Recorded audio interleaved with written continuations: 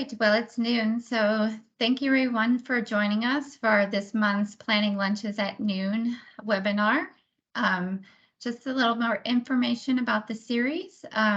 Please check out our planning and zoning training website, where you can find slides and recording, not only from this webinar, but from previous webinars we've done. It includes our schedule for upcoming webinars, which for 2022. And then we'll be posting 2023 shortly. We also have a short anonymous online survey to gather feedback for on our webinars and for any ideas for future topics. So with that, we're going to have our webinar today is Planning for a Resilient New Hampshire. Next slide. But first, just a couple of logistics. We encourage everyone to put their questions into the chat. We will be monitoring the chat. And if there's something that comes up while Jen is talking, we will ask the question then, but otherwise we have plenty of time at the end to be addressing all of the questions. But you can see from the slide on how to access the chat box to enter your questions there. Next slide. All right, so again, we welcome Jennifer Rowden, who is a land use program manager at Rockingham Planning Commission, and she's going to be talking about the new Resilient Land Use Guide for New Hampshire. So I'll turn it over to Jen. Thanks, Jen. There's a lot of us here today. As stated, I'm Jen Rowden. I'm the land use program manager at Rockingham Planning Commission. This project was actually done in partnership with Stratford Regional Planning Commission. So I'm going to be covering some of their work today as they weren't able to join us. It was originally funded as a NOAA project through DES's coastal program through a coastal resiliency grant. So as Jen said, questions along the way, if they're burning, would be great. But at the end, we'll have lots of time for questions as well. So quick overview of the Resilient Land Use Guide. We're going to go over its purpose, sort of the overview of how the guide is set up, some of the model regulations contained within them, and then how do you identify which regulations might be something your community might be interested in adopting or taking a look at. And then where are we trying to go with this guide? Because it is not meant to be a static document. It is meant to continually be growing and able to be evolved. That was one of the intended purposes from the get-go. So the Resilient Land Use Guide, the subtitle of it is Adapting to Climate Change and Coastal Hazards. The goal was really to develop a set of land use model regulations that different municipalities can incorporate into their local regulations that help them adapt to the challenges of climate change and coastal hazards. Using best practices from existing models, using updated information as it becomes available, and then really having it be as easy to enforce and implement and understandable for municipalities, for applicants that might be coming into a municipality to do a project, or for homeowners and residents. The guide was developed in partnership with Stratford Regional Planning Commission, with DES's coastal program, with the Office of Planning and Development, with the Coastal Adaptation Work Group, and a steering committee that had members on it from a couple of New Hampshire's coastal municipalities. So you'll notice here that we have two different titles. This project was originally intended to be a coastal land use guide. It became apparent very quickly that there was not a need for just a coastal land use guide, because we originally had intended it to be for both seaward municipalities, there are 17 in New Hampshire, but also more inland communities. Well, that became apparent that it really could apply to the rest of the state. So we sort of shifted midstream on the project and retitled this the Resilient Land Use Guide, because every municipality in New Hampshire is subject to some level of impact from climate change, whether it be increased flooding, more droughts occurring, stormwater issues, things from sea level rise and saltwater intrusion. Just what your impacts are do depend on your location. So the guide does have a focus for those municipalities with tidal waters, but it also has one that apply to almost every inland community in the state. The URL for the whole project is available on here, and we also have it on the last slide. So if you don't grab it, and it'll also be sent out when the follow-up information is posted from this webinar. But just so you have some orientation as to where it resides on Rockingham Planning Commission's website.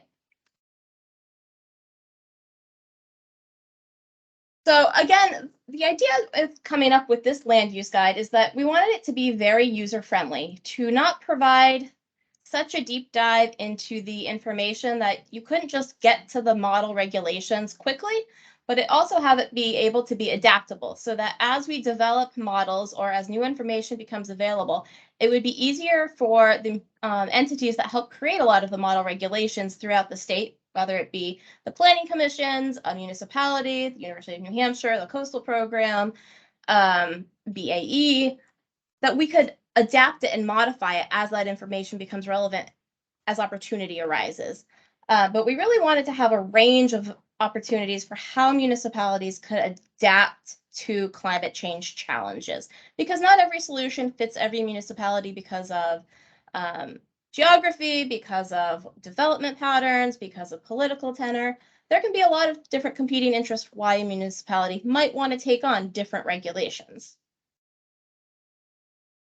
The other purpose of this guide was to bring together the multitude of model regulations that exist out there, the most comprehensive of which was developed back in 2008 as the Innovative Land Use Guide. This was put together to be able to express some of the more innovative land use planning techniques under RSA 674-21, of which most municipalities do have some form of regulation on the books that fall under this, whether that be a wetland ordinance, a environmental protection, a conservation subdivision, agricultural protection, stormwater, historic character, village design, all fall under the innovative land use technique. So municipalities are already authorized to be able to do many of these, to do all of these. These are just changing the lens and the focus of those innovative land use techniques. But again, this project was done almost 14 years ago. So some of it is getting a little old. Some of the science, some of the background, some of the tried and tested applicability of some of these has changed over time. So we're trying to keep that really more up to date in a more easier format because of all of the work that went into doing this original document. There hasn't been the ability of any of the partners that did that to keep it really up to date over the years. Other examples include increased science that we now have about the impacts of extreme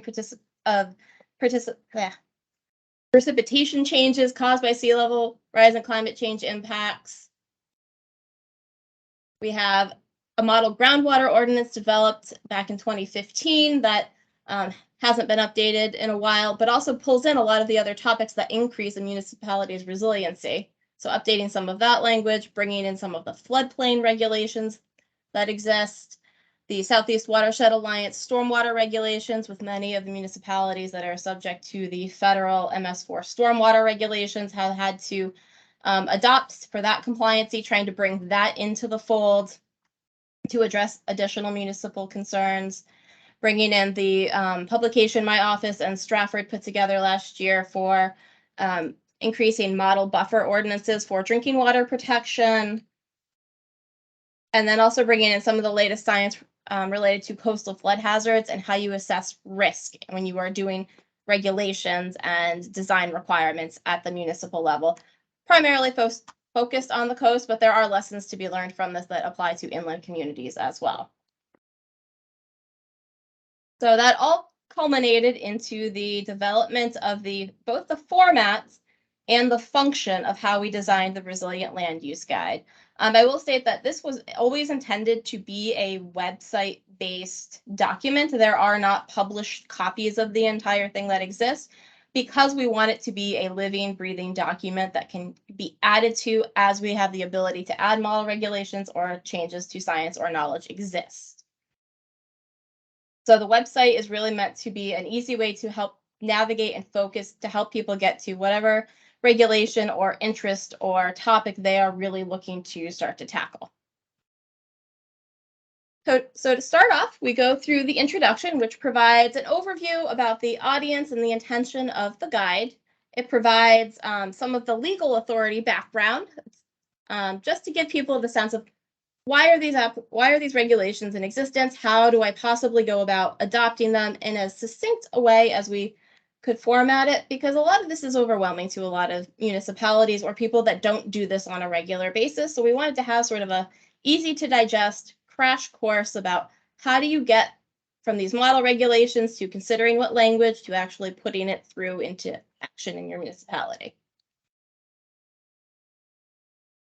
We also have a section that I'm going to go through in a minute about how to use the guide. How is it organized to help people get oriented to how it's laid out to be able to navigate to what might suit their needs best. So going through, each module is set up by topic, but we also have within each topic ways of orienting. Does this regulation, this model regulation, apply to my municipality?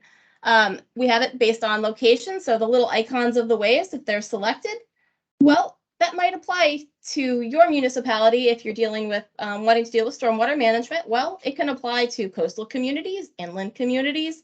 If you want to do protection on groundwater resources or tidal or surface waters or flood zones, this regulation would help you to deal with that because it applies to all of those locations. Next, we have really what is the goal that your community is trying to achieve? Because one of the things we are asked a lot as planners is, well, we're trying to achieve this goal in our community, whether it's reflected in your municipality or this master plan, or it's in the purpose statement of an existing regulation. What are you trying to get at? What's the intent? To help orient people as to what options they might have if their goal is to deal with open space protection or to better protect drinking water, increase infrastructure protection. How do you know if this regulation might help you to achieve those municipality goals? Within each topic, we do also have a range of regulation options. Some of them are zoning, some of them are site plan requirements or subdivision regulations, because different things might apply to your town at different levels. And wanting to show people there are different ways to tackle specific topics from a couple of different angles. In this case, with stormwater, dealing with the design requirements or the impervious surface reduction are ways of helping to deal with stormwater management. And then just for a thumbnail view for folks of why would you bother doing this? What does this regulation help you to achieve? We have a short couple of bullets for each one that help you to explain why would you adopt these regulations. So if you're trying to present it to a planning board or a conservation commission or a select board or even a community member about why do this, you have a really quick and easy way of explaining the intent of those regulations as succinctly as possible. So as I noted, there are multiple topics within the resiliency guide that over on the left-hand side talks about generally, in this case, it's stormwater management. And then it dives into the model regulations for that specific regulation. In this case, it's impervious surface reduction.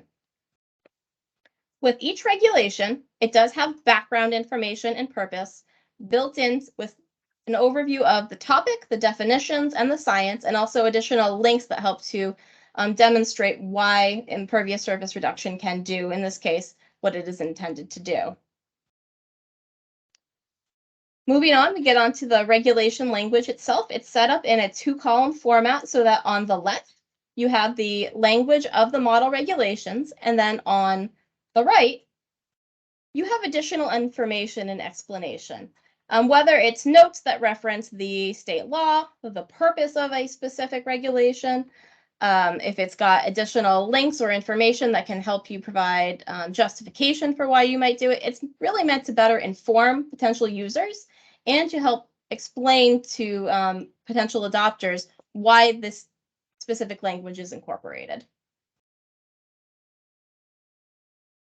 Next, we have a section about where do the regulations go? Are they intended to be in zoning? Are they intended to actually be a select board or health regulation? Do they go in site plan regulations or subdivision? Do they potentially go in both?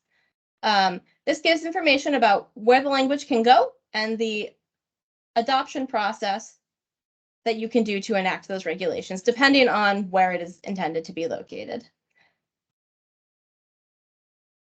We also include information about supplementary information or resources that you might want to look into to help complement the regulation language. In many cases, it does include finding information related to a map or a parcel or a zoning map that you can find either at your municipal level or through your local planning commission. In cases where it might be a website link or data or information, there are additional explanations as to the type of supplementary information or potential people who can help you to understand the impact of that regulation if you were to want to move forward with it. The next big section, and this was really done intentionally, is how does this topic relate to other topics? Because very few of these regulations are tackled in a vacuum. In the case of stormwater, how is this related? Well, doing more stormwater management can also help you achieve better drinking water protection, or it may help you combat and enact more open space or aesthetics in your municipality. So trying to really close that loop on, you get multiple benefits from one regulation, and helping to have folks understand that either from the when you're discussing it or when you're going through an adoption process. Next is a section about who has adopted these regulations. I think many of you probably have experienced either asking the question, well, who else has done this? Or going and looking to see what other municipalities, what other resources, who else has done this particular topic or tackled this problem. To the degree that we had information about who has adopted similar regulations or has actually adopted a model regulation, that information was put in. To the extent that we were able to research. And in some cases, there are examples from not only within New Hampshire, but also outside the state, mainly from New England, that are put in here as case studies that people can take a look at to see how it's gone. We include links to the major resources and references found within each topic. And in some cases, there's a section called Future Information Needs. There are some models where we know that we do not have all of the answers. There can always be refinement in modeling. There is either ongoing research occurring or having more specific design criteria. If it's a infrastructure type design, we always can use more information. This is just intended to help identify we might not have all of the answers, or your municipality itself may have not gone through the process of getting that additional information that you might need on a more localized basis. So this is moving on to helping you identify where you're located. Which of these different regulations might apply to your municipality? We created a series of maps simply to help orient people to, do they know that they are in a certain jurisdictional area? Are they in a planning commission's region? Are they in an area prone to flooding? Are they in a certain program's coverage area that might make them eligible for grants? So we tried to cover, and this is largely coastal based because it was of the two planning commission's regions, but it does help to get people to think about, all right, which of these regulations might actually apply to my town, or what might we want to consider? With the first really being the New Hampshire Coastal Zone Program, which applies to the 17 towns and cities in New Hampshire that actually have tidal waters. These are all within either the Stratford or the Rockingham Planning region. So we have the Atlantic-facing municipalities. We have the Great Bay municipalities. We have the Hampton Seabrook Estuary municipalities, because again, different funding sources, different topics, different information has been collected for those various entities. And that's the same with other parts of the state.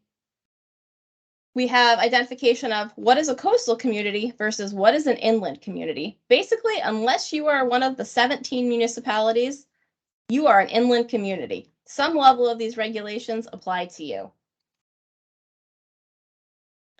We have a series of maps that do cover the different sea level rise projections, be it at 1.6, 4, or 6 feet of sea level rise and storm surge, to help people understand where they may be subject to different scenarios depending on the level of sea level rise over time. We have maps that show some of the current status of saltwater intrusion and groundwater rise along the state. This is a case where more information is needed, and the coastal program and DES are in the process of actually updating some of these maps so that they apply to more of the coastal and tidal water municipalities for groundwater rise. So this is where we've identified, yes, there is additional information needed. And if we are able to, we've also noted when that should become available.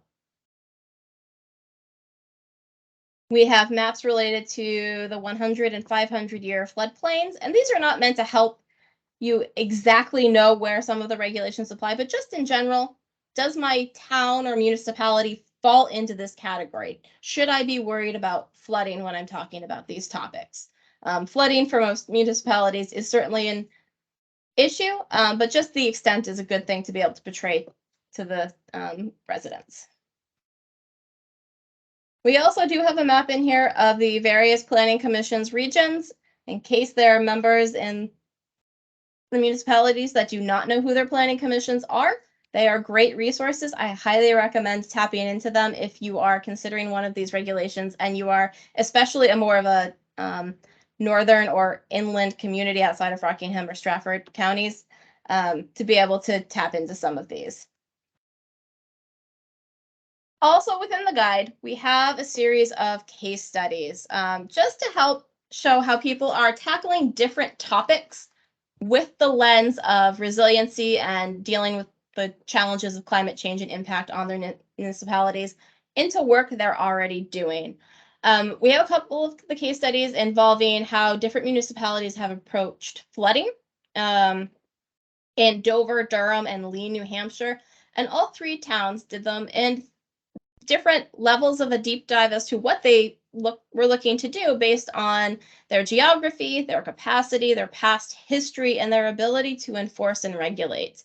And they also had different levels of knowledge at the time. There was more extensive mapping in some cases and different goals that they were trying to achieve. So it runs through sort of the different approaches that you can take to still be increasing your resiliency, in this case, to flooding. In the city of Portsmouth, there was work done on how do you better protect historic resources from the impacts of sea level rise and climate change. Historic resources often don't get tapped as thinking of them in terms of climate change, but if it impacts the land, well, then it can be a land use regulation. And then within the town of Hampton, they actually did a suite of regulatory actions across the board that helped to increase Hampton's resiliency to sea level rise related to flooding, stormwater, infrastructure, and they're also currently in the process of amending their drinking water regulations to be able to better protect their groundwater resources, in part to deal with climate change impacts that they have noted in their upcoming master plan update that they are working on as really a huge concern for the town and increasing the resiliency. Drinking water wasn't high on their radar at the time, but once they started looking into some of the model regulations, my office is working with them to get that updated regulation to be able to bring them up to snuff and to better match the goals that they have in their master plan. We also worked with the town of Stratham on a similar drinking water update, and Stratford has been working with the town of Rollinsford to increase their flooding regulation options that will help them better deal with bigger storms and increase their resiliency in the long term. Also was part of their hazard mitigation plan actions that they were looking to update as they were in midstream of working with that. So now I'm going to go through sort of an overview of all of the model regulations to sort of hit the high points. I would say that if you have at future time the ability to look through them and you have questions, certainly please feel free to reach out and email me. It'll be at the end of the presentation. So to start off, the topics that we were able to tackle include stormwater, and there were two main approaches to dealing with stormwater. One was to work on having general impervious surface reduction as a very general zoning provision with the ideas of reducing stormwater and reducing impervious surface can help to improve water quality, reduce flood risk, maintain sort of the aesthetics of open space within the municipality. It also includes increased legal justification for why you might have the existing restrictions, because many towns do have some sort of limit on lot coverage within their municipality, whether it be defined as impervious surface or not. increasing the legal justification to make it easier to enforce those provisions so that you are getting the type of land use development that your community is seeking. It does include providing better definitions, increased purpose statements for why you might have such a restriction, and provides some numbers for recommendations for lot coverage based on different land use types and geography. It does, for the coastal municipalities, tie in some restrictions related to sea level rise risk that uses the risk tolerance that is covered in DES's coastal flood risk guidance, and also pulls in some items that are related to the MS4 stormwater requirements. The second set of regulations are actually site design requirements. It builds upon the requirements in the regulations, the Southeast Watershed Alliance model that came out in 2012 and then were amended in 2018. It actually helps to increase incorporation of sea level rise and climate change into the justification of those regulations. And for the coastal communities, again, identifies the design standards to be based on the infrastructure life cycle of 50 years, which is typical for most stormwater infrastructure, that they have to be built to that standard. The next set of regulations relate to shoreline protection and buffer requirements. They help to incorporate sea level rise and climate change impacts into the justification of those regulations. Increasing the buffer protections that sort of builds on some of the future flood risk projections that are outlined in the Buffers on the Bay project that was done with collaboration with UNH Cooperative Extension, Scottsdale Regional Estuaries Project, and a few other partners a few years ago that helped to increase the justification for why you should increase shoreline protection and buffers because of the multiple benefits that they can produce. It also, for coastal communities, includes using things from the Coastal Flood Risk Summary and the SLAM model. For those of you that aren't in the acronym know for that, that is the SLAM model projects the inward intrusion, the inward growth of salt marshes over time based on sea level rise and barriers based on land use type and geography. So increasing buffers because of the benefit that is produced by actually having those salt marshes. Moving on, we covered a few topics that might not at their get-go folks to think of as a climate change or sea level rise model regulation, but we did include agriculture because that does have a long-term community resilience bent. Developing language based on some existing models that we made some modifications to for agricultural subdivisions. And the easiest way to describe this is a conservation subdivision or a cluster subdivision that has some of those similar focuses, but really bent on trying to preserve the agricultural uses and soils to help increase resiliency and make it better for shifting food production while also maintaining sensitive areas from being developed. We also developed a regulation that is a really general provision. It uses a lot of the best practices for existing agricultural production from a couple of different resources, really to help maintain sort of the viability of land for regenerative agriculture that can help with things like carbon sequestration and greenhouse gas emissions, really to just help maintain a vibrant community that also deals with the challenges of climate change and sea level rise. Moving on, we did deal with recreation. Some of this comes at the bent of the pandemic with all the increased walking and biking that everybody was doing. But site design requirements, really wanting to increase as sites are developed to focus on creating more regulations that can help promote walkability and bikeability. The guidance includes some recommendations on sidewalk criteria, such as where you should have sidewalks or design criteria, focusing on complete streets, having open space requirements for residential design, whether they be sort of a cluster conservation subdivision or a more traditional subdivision, and including things like bike parking minimums for multimodal transportation, in part to increase the vitality of the community, but also to help reduce energy costs and protect natural spaces in the long term for recreation and for open space and environmental reasons. So this last one is probably the big doozy for a lot of our coastal municipalities, but there are components of it that certainly apply inland. How do you pay for all of the infrastructure impacts that you might want to be doing, or the land changes that you might want to be implementing? Because funding often comes down to the main thing preventing a lot of towns from doing a lot of the things that they are wanting to do or can even do. So this provides an overview of how do you pay for some of this stuff. One of the options, and these are all legally existing at this point, are using impact fees. Now, to have an impact fee, you have to have a capital improvement program and you have to have an impact fee zoning established. You have to establish what the development costs for the municipality and upgrading that infrastructure, whether that be moving sewer or water lines out of the way of groundwater intrusion and sea level rise, whether that means upgrading stormwater treatment infrastructure to be able to deal with increased precipitation, whether you might need other capital improvements of reducing the impervious surface on municipal projects, things that you can use impact fees for. You have to be able to justify that relation between the development costs and the climate change impact. The issue with impact fees is that once you collect them, you have to make those improvements within 6 years or you have to give the money back. So it can be useful probably in some municipalities. Others would have to really weigh if that's the right choice for their municipality. Another option that's available is a transfer of development rights.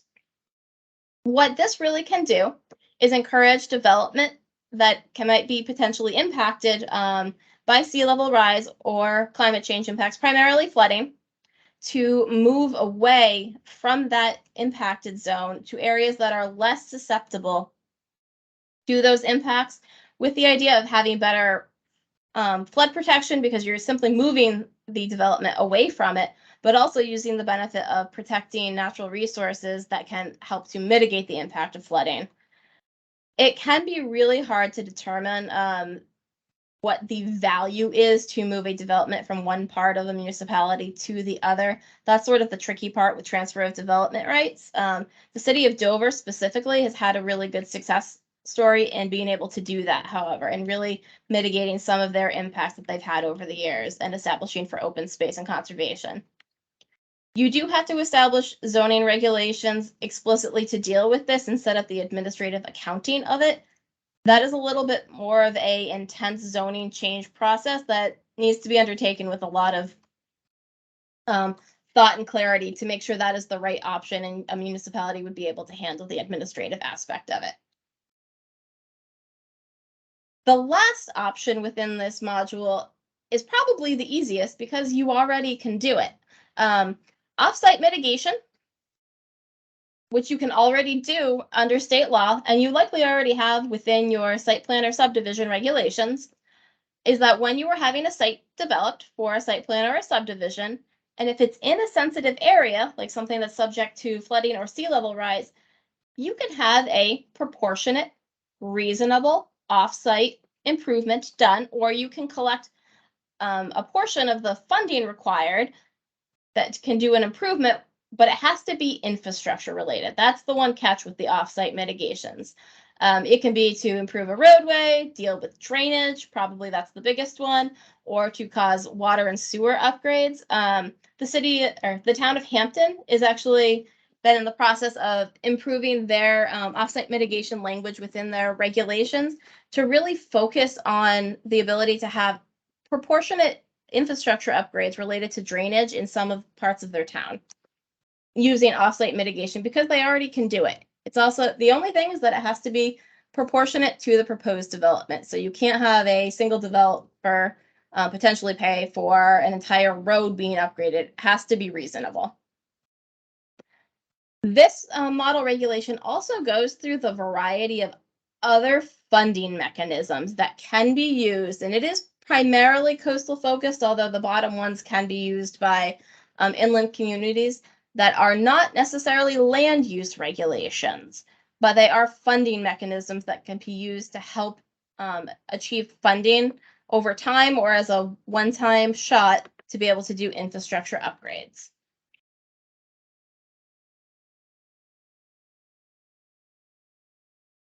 Last but not least, the topic of drinking water has 3 different regulations that fall under it. One of them is groundwater protection. This really builds upon the existing DES groundwater model ordinance. The intent was to actually better connect the protection of groundwater and surface water by reducing hazardous land uses in flood-prone areas, not only current flood-prone areas, but future flood-prone areas. It also incorporates the fact that many municipalities have not adopted the Southeast Watershed Alliance model regulation. It encourages them to improve the stormwater management requirements of properties that are oversensitive groundwater resources, whether it be an aquifer or a wellhead protection area for a public water supply. It encourages some design standards by minimizing salt application. It also includes increased participation by the Conservation Commission within the regulation by seeking their input before any of the potentially hazardous uses that you might allow in an aquifer or groundwater district. If it requires a conditional use permit, to get input from the Conservation Commission, and putting that into a decision letter. It also includes having updated spill prevention and response plans as a requirement. Often those are required at the outset, but they are then never updated once a development has gone in or a use has gone in. Next, we have dealing with surface water drinking sources. This uses the 2021 model surface for the RPC and SRPC updated with DES. It does recommend that for any surface water resource that is a drinking water source, a 100-foot buffer, so a natural vegetated buffer, be required around that surface water and anywhere there may be intake. It also has an aspect to allow so that adjacent surface waters or wetlands that drain into that surface water drinking source also include the 100-foot buffer. These are some of the recommendations that were pulled in from the Buffers on the Bay project, but it also gives some recommendations related to the existing wetlands ordinances you might have on the books based on wetland function, so that you have larger buffers for larger wetland area resources. So it's pulls together a number of different projects and model language into one place.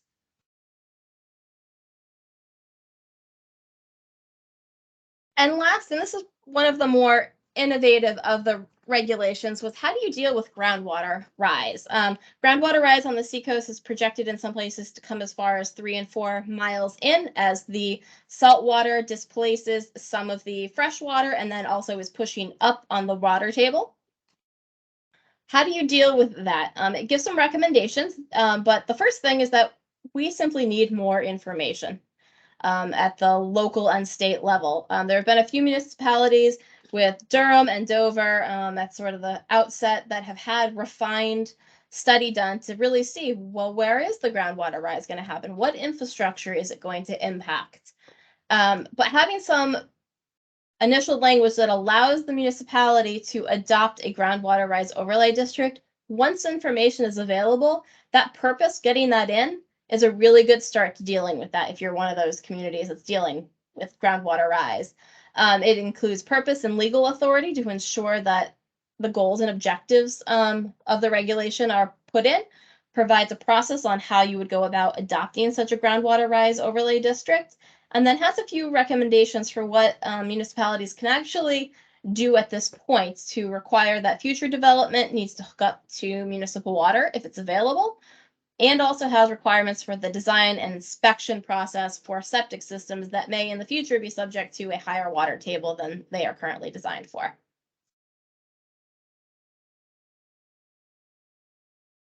So one thing with the guide and when it was developed is we knew that we could not cover every possible topic under the sun. So as I said before, this was meant to be a living, breathing document so that we could be adding to it over time to really help to update that 2008 Innovative Land Use Guide. A number of the topics that were discussed during the course of the project are in some cases underway or are certainly high on the list of additional models that we're wanting to incorporate into this guide. Flooding is one that will actually be done under the current DES Flood Smart Seacoast initiative, and that will be to expand and update the menu of higher floodplain regulations that's being worked on with OPD. Groundwater, as I mentioned, that some of the increased regulations that we'll be able to design once we have more information on where the groundwater rise and saltwater intrusion really will be seen more specifically, and we'll have better site information. Moving on to electrical vehicle infrastructure and design requirements. This is meant because this is something we're actually seeing. I happen to be the circuit rider planner for a municipality in the Seacoast that's going to see its first electrical vehicle installation in the town, which is really exciting. But knowing how you want that to be put into the design requirements, either on a site-specific requirement or planning for future EV charging stations, how does that work? Where do you want to have it? Where should you have it? What are the things to consider? Really good information actually out of Southern Maine, and they have a couple of model ordinances that we're considering modifying for New Hampshire municipalities. Heat has become increasingly an issue over time. FEMA actually recently released its new heat index that gives more information about the impact that heat will have over time to different municipalities. Well, how can you design a site and have infrastructure designed to help reduce that heat? There's a variety of different possibilities for how you do that on a municipal level or on a site design level. Possibly increasing solar model ordinance modifications. There is the existing New Hampshire model, but what are ways to better incorporate some of the land use design criteria and questions that we often get asked about where siting of solar panels should go? Improving some of the site considerations for access management and parking lot reduction options to both help reduce impervious surface and stormwater that might increase over time because of more precipitation, the heat island effect, the having better energy reduction by encouraging bike and pedestrian and public transit. So there's a lot that can go into a lot of these topics.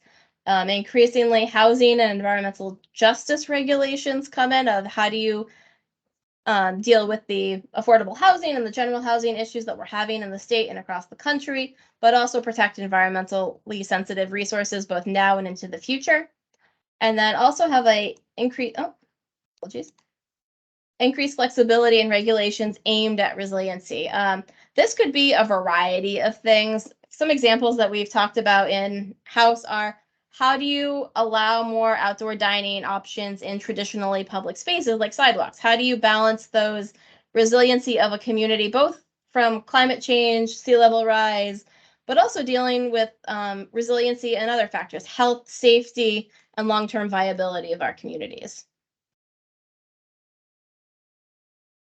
So this is my general question of, are there other topics that we haven't covered that you think would be really useful for your community as you deal with more impacts from climate change, whether it be heat, flooding, drought, or has your community adopted a regulation that you think sort of fits with the intention of this resiliency guide? Because we did not review every municipality's regulations to be able to find great examples. I know there are more out there, so if you think you have one, I would love to hear from you.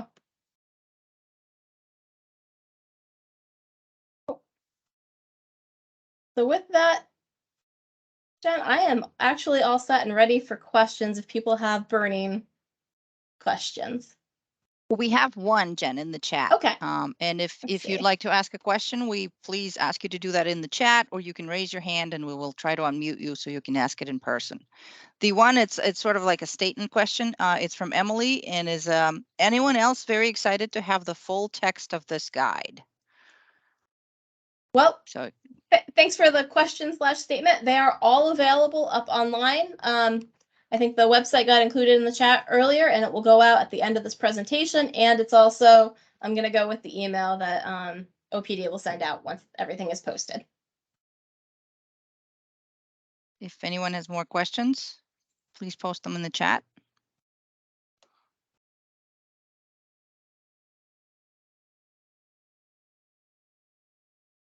Emily says, thank you very much. I do want to say I was really encouraged to see the folks that had signed up for this webinar.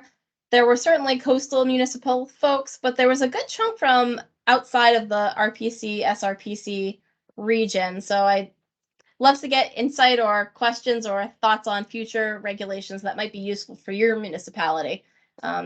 because that's helpful as we seek the ability to update and keep this guide up to date and useful and fitting for New Hampshire.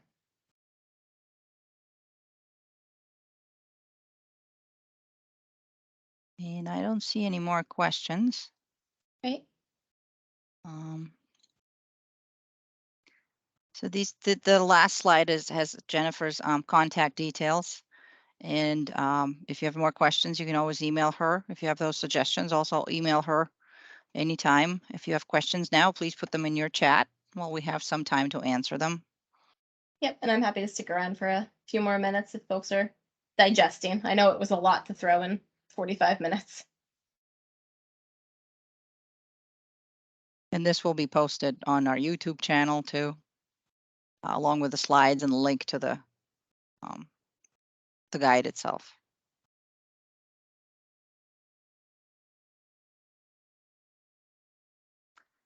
I don't see any more questions coming in. Oh, there's one from Noah. Have you identified a funding source for continuing work on this guide and adding other chapters? Thank you, Noah. That's a great question, Noah. In some cases, yes, we are able for some of it through our transportation funding that we get at the Planning Commission, able to do some of the things through that funding. There's also the potential for some future funding through coastal program and DES for a couple of different granting sources. Some of them we might be doing sort of as we tackle some of the housing information that has come up with some of the regulatory options under the Invest New Hampshire program. So we are seeking as many places as we can and working it into the work we're also already doing. So the answer is yes and no. We would also love it if we were able to get more funding just generally to be able to provide this information to our constituents at the Planning Commission level and to the rest of the state.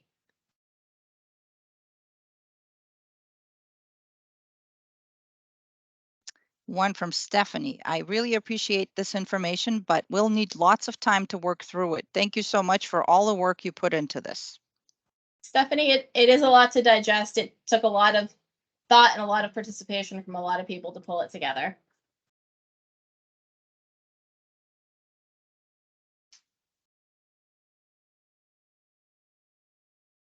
One from Bob. I'd like to see more info on groundwater protection. So many towns rely on wells for either municipal, community, or private wells.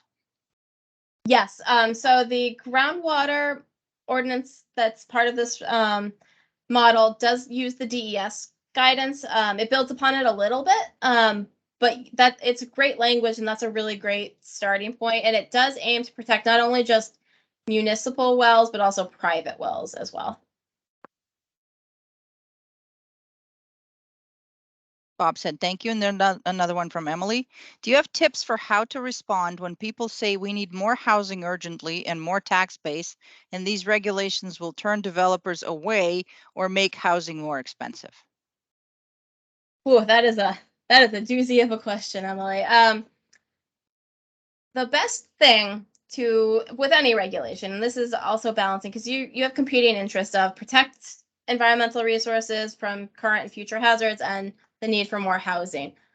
With regulations, always having a good purpose statement in your regulation, and this isn't quite how to talk to people, but having that good justification helps to balance the competing nature of regulations. Should you let someone put housing in? Should you bend your environmental regulations to allow for that housing or not? Really having a good sense of why you're protecting what you're protecting or why you have requirements that you have, and having a good backing for that is really the best way to help balance and communicate that information when you're dealing with the urgency and the tax base and the reason for some of the environmental regulations. Another one from Joanna. FEMA just visited our municipality and is requiring the redo of our 2008 floodplain ordinance. Are you aware of their recent visit in New Hampshire? Not specifically to your municipality. I'm not sure what town you're from, but there are several of the FEMA floodplain maps that are being updated, and in some cases, some of the municipal regulations are having to be updated to accommodate those changes. Jen might be able to speak a little more specifically to this one. Yeah, we were a part of the visits, except for one town with FEMA. So we are aware of it, and we're happy to help communities with updating their floodplain ordinance. So just feel free to reach out to our floodplain management program here at OPD for further assistance. But we are aware, and we were part of those visits. Great. And I will say your regional planning commission is often can be really helpful in helping your municipality deal with any changes to ordinances if you don't currently have planning staff.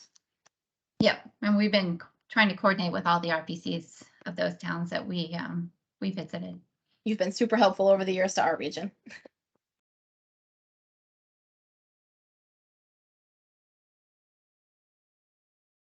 No more questions so far. And we also have a webinar feedback survey that I just put in the chat earlier. I will follow up with an email with the slides, with the recording and the form. So we encourage you to fill it out and give us ideas for more webinar topics for next year, because that's always helpful. And if you have any more questions, please put them in the chat.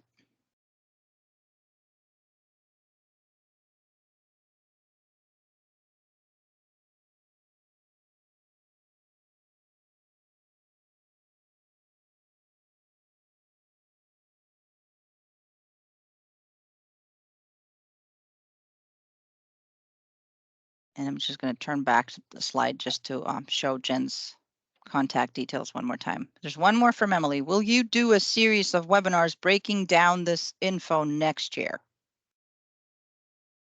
That's not specifically planned. Some of the planning commissions have been doing webinar series over the past couple of years. So, but if there's a request for a presentation on a specific topic, or your municipality is just interested and you're maybe not in the RPC region, you're in a different planning commission, I'm happy to talk with those folks to see if maybe something can be arranged.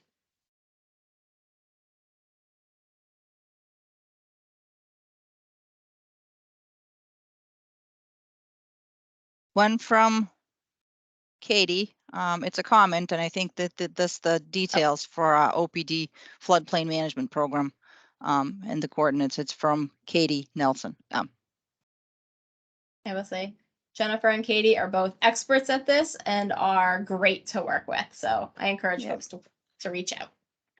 Katie's email is in there in the chat, as well as her phone number, and I can include that in the follow-up email too. Or I can just include the link to our website, which has all their information. I don't see any more questions, Jennifer. Well, I hope everybody gets a chance to go outside today, because it's pretty beautiful outside and has a little time for lunch. So thank you all for coming. This was really fun to get to do. Thank you, Jennifer, for presenting, for your presentation, and thank you everybody for attending. Again, fill out the webinar feedback survey.